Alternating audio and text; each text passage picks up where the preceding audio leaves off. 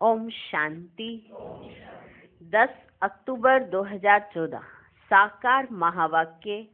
बाबा कहते, मीठे बच्चे, तुम जितना जितना बाप को प्यार से याद करेंगे उतना आशीर्वाद मिलेगी, पाप कटते जाएंगे।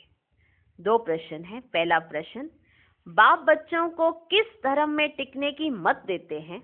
उत्तर, बाबा कहते, बच्चे तुम अपने विचित्रता के धर्म में टिको, चित्र के धर्म में नहीं।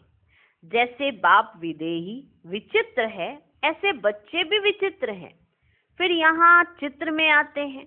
अभी बाप बच्चों को कहते हैं, बच्चे विचित्र बनो, अपने स्वधर्म में टिको, देह अभिमान में नहीं आओ। दूसरा प्रश्न, भगवान भी ड्रामानुसार किस बात के लिए बंधायमान है? उत्तर, ड्रामानुसार बच्चों को पतित से पावन बनाने के लिए भगवान भी बंधायमान है। उनको आना ही है पुरुषोत्तम संगम युग पर। ओम शांति। बाप बैठ रूहानी बच्चों को समझाते हैं, जब ओम शांति कहा जाता है तो गोया अपनी आत्मा को स्वधर्म का परिचय दिया जाता है, तो जरूर बाप भी ऑटोमेटिकली याद आता है, क्योंकि याद तो हर एक मनुष्य भगवान को ही करते हैं। सिर्फ भगवान का पूरा परिचय नहीं है, फिर भी याद तो भगवान को ही करते हैं। भगवान अपना और आत्मा का परिचय देने ही आते हैं। पतित पावन कहा ही जाता है भगवान को। पतित से पावन बनाने के लिए भगवान भी ड्रामानुसार बंधायमान है, माना बंधा हुआ है कि पतित से पावन बनाने उनको आना ही है। उनको भी आना है पुरुषोत्तम संगम युग पर। संगम युग की समझानी भी देते हैं। पुरानी दुनिया और नई दुनिया के बीच में ही बाप आते हैं। पुरानी दुनिया को मृत्यु लोक और नई दुनिया को अमर लोक कहा जाता है। ये भी तुम समझते हो। मृत्यु लोक में आयु कम होती है, अकाले मृत्यु होती रहती है।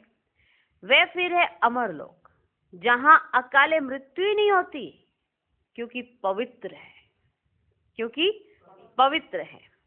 अपवित्रता से व्यभिचारी बनते हैं और आयु भी कम होती है, बल भी कम हो जाता है।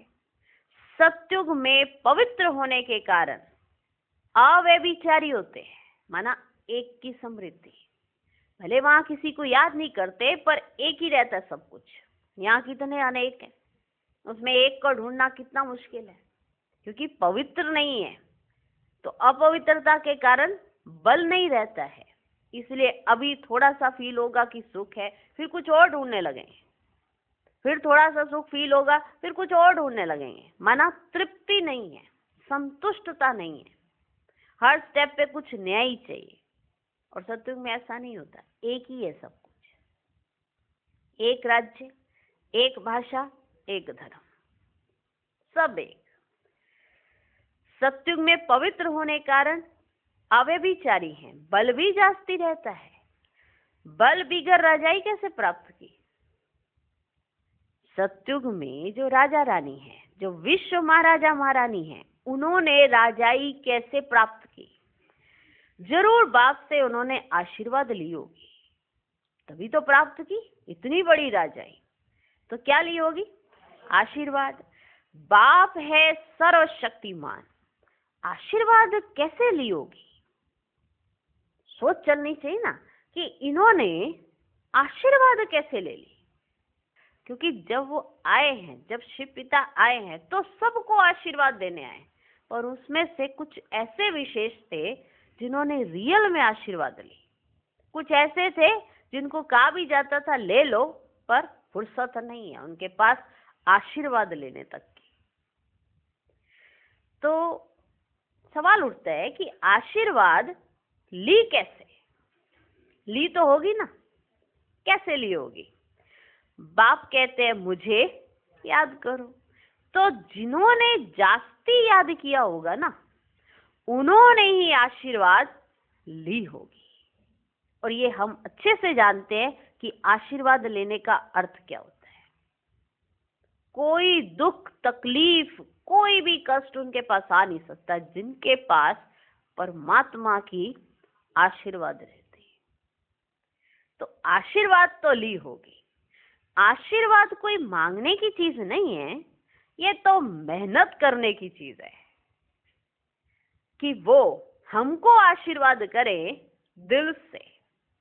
मांग के आशीर्वाद ली तो क्या ली, मेरे को आशीर्वाद करो, आशीर्वाद करो, मेरे को सफलता का आशीर्वाद करो। पहले खुद ही बोले जा रहे हैं। अब मान लो तुमने असफल ही होना हो तो उससे पहले वो सहन शक्ति का तुम्हें आशीर्वाद दे दे तो कि ऐसा जो सीन आने वाला हो उसे तुम सहन कर सको, तो वो तो परमात्मा आपको आशीर्वाद देख कर देंगे ना।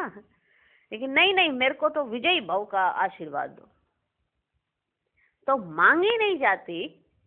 क्या होता है, मेहनत की जाती है। जितना जास्ती याद करेंगे उतना जास्ती आशीर्वाद मिलेगी, अर्थात ऊंच पद मिलेगा।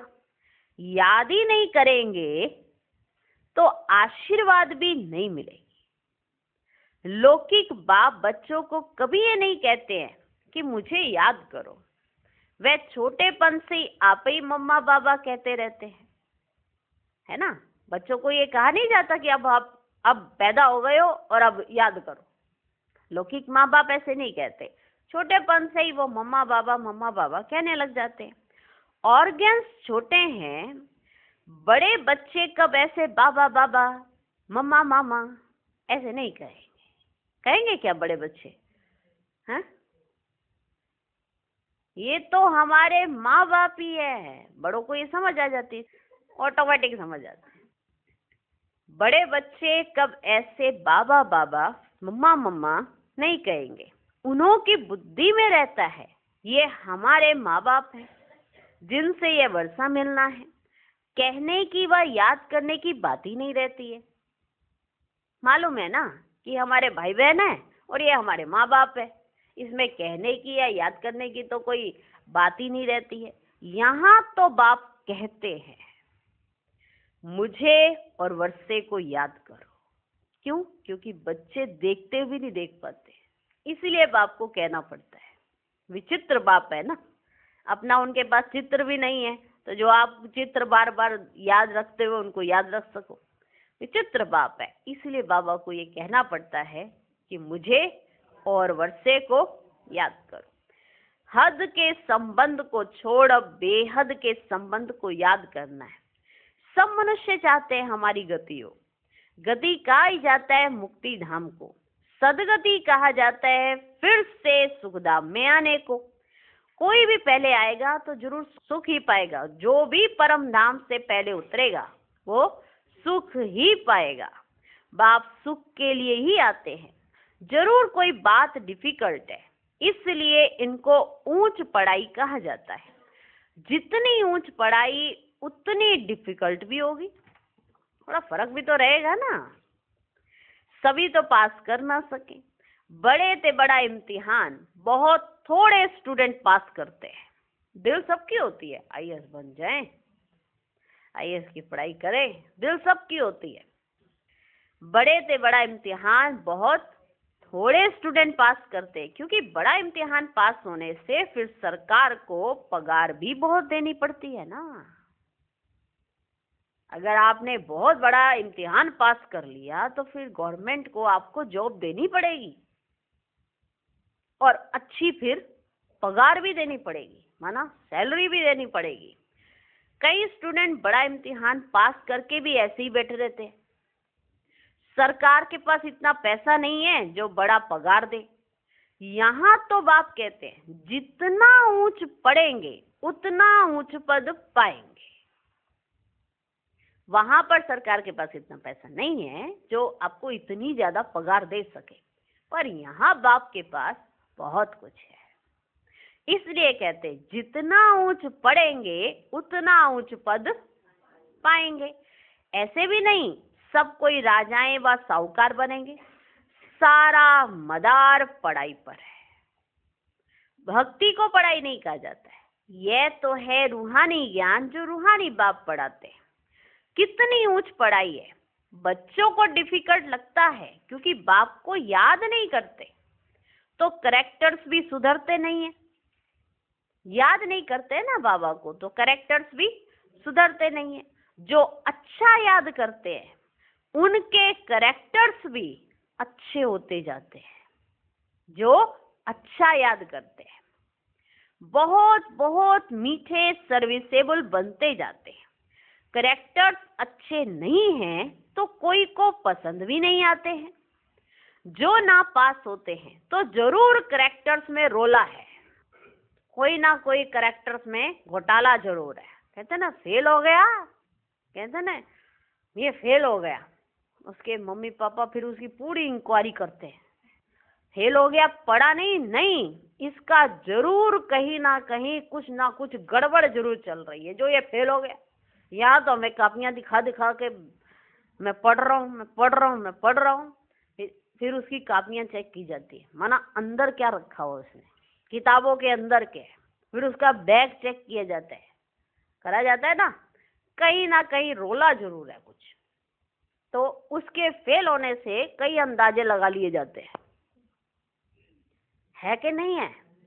तो यहाँ भी अगर ऊपर नीचे होता रहता है बार बार, तो बाबा समझ जाते हैं इसके करेक्टर्स में जरूर कोई रोला है। जो नापास होते हैं तो जरूर करेक्टर्स में रोला है। श्री लक्ष्मी नारायण के करेक्टर्स बहुत अच्छे हैं। राम को 2 कला कम कहेंगे। भारत रावण राज्य में झूठ खंड हो पड़ा है, सच खंड में तो जरा भी झूठ हो ना सके। रावण राज्य में है झूठ ही झूठ। झूठे मनुष्यों को दैवी गुणों वाला कह ही नहीं सकते, यह बेहद की बात है। अभी बाप कहते ऐसी झूठी बातें किसी की ना सुनो ना सुनाओ। एक ईश्वर की मत को ही लीगल मत कहा जाता है। एक ईश्वर की मत को ही लीगल मत, कौन सी मत? लीगल मत कहा जाता है। मनुष्य मत को इलीगल कहा जाता है। लीगल मत से तुम ऊंच बनते हो, परंतु सब नहीं चल सकते हैं तो इलीगल बन पड़ते हैं। कई बाप के साथ प्रतिज्ञा भी करते हैं, बाबा इतनी आयु हमने इनलीगल काम किए हैं, अभी नहीं करेंगे। सबसे इनलीगल काम है विकार का भूत। देह अभिमान का भूत तो सब में है ही। कोई कहे मुझे किसी तरह का देह अभिमान नहीं है, ये बड़ा मुश्किल है। देह अभिमान का भूत तो सब में है ही। मायावी पुरुष में देह अभिमान ही होता है। मायावी पुरुष में देह अभिमान ही होता है। बाप तो है ही विदेही, विचित्र, तो बच्चे भी विचित्र हैं, ये समझ की बात है। हम आत्मा विचित्र हैं, फिर यहाँ चित्र में आते हैं। अभी बाप फिर कहते हैं विचित्र बनो, अपने स्वधर्म में टिको, चित्र के धर्म में नहीं टिको। माना शरीर मत समझो, अपने स्वधर्म में टिको, माना विचित्र बनो। चित्र के धर्म में नहीं टिको, विचित्रता के धर्म में टिको। चित्र के धर्म में नहीं टिको, विचित्रता के धर्म में टिको। देह अभिमान में ना आओ। बाप कितना समझाते, इसमें याद की बहुत जरूरत है। बाप कहते अपने को आत्मा समझ, मुझे याद करो तो तुम सतो प्रधान प्योर बनेंगे। इम्प्योरिटी में जाने से बहुत दंड मिल जाता है। बाप का बनने के बाद अगर कोई भूल होती है तो फिर गायन है, सतगुरु के निंदक ठोर ना पाए। अगर तुम मेरी मत पर चल पवित्र नहीं बनेंगे तो 100 गुना दंड भोगना पड़ेगा। विवेक चलाना है। अगर हम याद नहीं कर सकते तो इतना उच्च पद भी नहीं पा सकेंगे। पुरुषार्थ के लिए भी टाइम देते हैं। तुमको कहते हैं क्या सबूत है, तुमको कहते हैं ना क्या सबूत है, बोलो। जिस तन में आते हैं वह प्रजापिता ब्रह्मा तो मनुष्य है ना, मनुष्य का नाम शरीर पर पड़ता है। शिव बाबा तो ना मनुष्य है ना देवता है, उनको सुप्रीम आत्मा कहा जाता है। वह तो पतित व पावन नहीं होता। वे समझाते हैं मुझे याद करने से तुम्हारे पाप कट जाएंगे। बाप ही बैठ समझाते हैं, तुम सतो प्रधान थे, अभी तमो प्रधान बने हो, फिर सतो प्रधान बनने के लिए मुझे याद करो। इन देवताओं की क्वालिफिकेशन देखो कैसी है, और इन्हों से रहम मांगने वालों को भी देखो, वंडर लगता है हम क्या थे। फिर 84 जन्मों में कितना गिरकर एकदम चट्टो पड़े। बाप कहते हैं, मीठे मीठे बच्चे, तुम दैवी घराने के थे। कहाँ के थे? दैवी घराने के थे। अभी अपनी चाल को देखो, ये देवी देवता बन सकते हो? अभी अपनी चाल को देखो, ये बन सकते हो? ऐसे नहीं सब लक्ष्मी नारायण बनेंगे, फिर तो सारा फूलों का बगीचा ही हो जाए। शिव बाबा को सिर्फ गुलाब के फूल ही चढ़ाए, ऐसे तो फिर तो सारा का सारा बगीचा हो जाए, फिर तो शिव बाबा को सिर्फ गुलाब के फूल ही चढ़ाए। परंतु नहीं, फूल भी चढ़ाते हैं, अक भी चढ़ाते हैं। बाप के बच्चे कोई फूल भी बनते हैं तो कोई अक भी बनते हैं। पास नापास तो होते ही हैं। खुद भी समझते हैं ये राजा तो बन नहीं सकेंगे। आप समान ही नहीं बनाते हैं, साहूकार कैसे कौन बनेंगे वे तो बाप जाने। आगे चल तुम बच्चे भी समझ जाएंगे कि ये फलाना ना बाप का कैसा मददगार है। कल्प कल्प जिन्होंने जो कुछ किया है वही करेंगे, इसमें फर्क नहीं पड़ सकता। बाप पॉइंट्स तो देते रहते हैं, ऐसे ऐसे बाप को याद करना है और ट्रांसफर भी करना है। भक्ति मार्ग में तुम ईश्वर अर्थ करते हो, परंतु ईश्वर को जानते नहीं हो। इतना समझते हो ऊंच से ऊंच भगवान है, ऐसे नहीं कि ऊंच से ऊंच नाम रूप वाला है, वह है ही निराकार। फिर ऊंच से ऊंच साकार यहाँ होते हैं। ब्रह्मा विष्णु शंकर को देवता कहा जाता है। ब्रह्मा देवताय नमः, विष्णु देवताय नमः, और फिर कहते हैं शिव परमात्माय नमः। तो परमात्मा बड़ा ठहरा ना, ब्रह्मा विष्णु शंकर को परमात्मा नहीं कहेंगे, मुख से कहते भी हैं शिव परमात्माय नमः, तो जरूर परमात्मा एक हुआ ना। देवताओं को नमन करते हैं, मनुष्य लोक में मनुष्य को मनुष्य ही कहेंगे, उनको फिर परमात्माए नमः कहना ये तो पूरा ही अज्ञान है। सबकी बुद्धि में यह है कि ईश्वर सर्वव्यापी है। अभी तुम बच्चे समझते हो भगवान तो एक ही है ना, उनको ही पतित पावन कहा जाता है। सबको पावन बनाना ये भगवान का ही काम है। जगत का गुरु कोई मनुष्य तो हो ना सके। गुरु पावन होते हैं ना, यहाँ तो सब है विकार से पैदा होने वाले। ज्ञान को अमृत कहा जाता है, भक्ति को अमृत नहीं कहा जाता। भक्ति मार्ग में भक्ति चलती है, सब मनुष्य भक्ति मार्ग में है। ज्ञान सागर जगत का गुरु एक को ही कहा जाता है। अभी तुम जानते हो बाप क्या आकर करते हैं, तत्वों को भी पवित्र बनाते हैं। ड्रामा में उनका पाठ है। बाप निमित्त बनते हैं सर्व की सदगति करने के लिए, चाहे वो मनुष्य हो चाहे वो प्रकृति हो। सर्व की सदगति करने वाला एक शिव बाबा है। अब ये समझावे कैसे?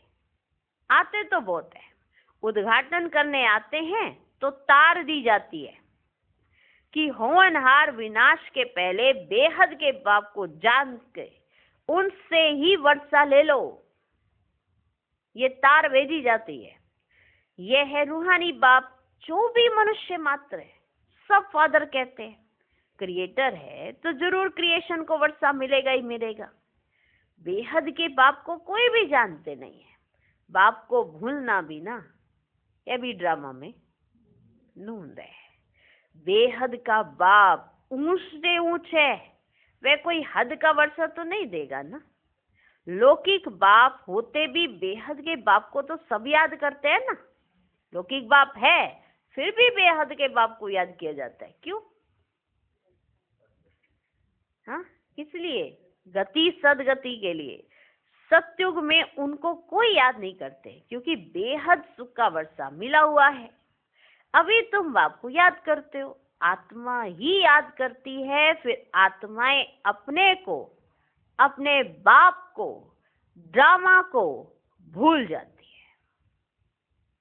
अभी आत्मा ही अपने बाप को याद कर रही है, फिर आत्मा ही अपने आप को, अपने बाप को और इस ड्रामा को भूल जाती है। माया का परछाया पड़ जाता है। सतो प्रधान बुद्धि को फिर तमो प्रधान जरूर होना है।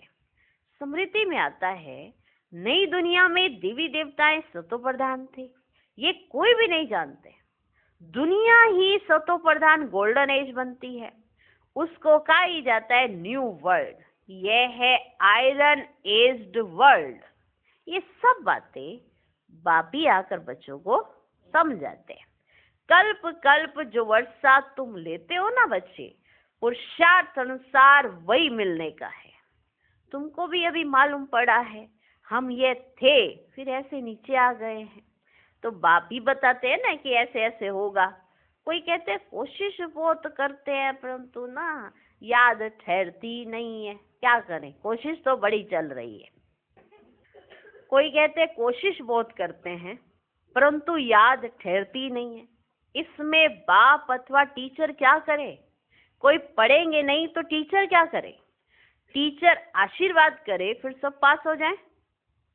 पढ़ाई का फर्क तो बहुत रहता है। यह है बिल्कुल नई पढ़ाई। यहाँ तुम्हारे पास अक्सर करके गरीब दुखी ही आएंगे, साहूकार नहीं आएंगे। दुखी हैं तब आते हैं। साहूकार समझते हम तो स्वर्ग में बैठे हैं, तकदीर में नहीं है।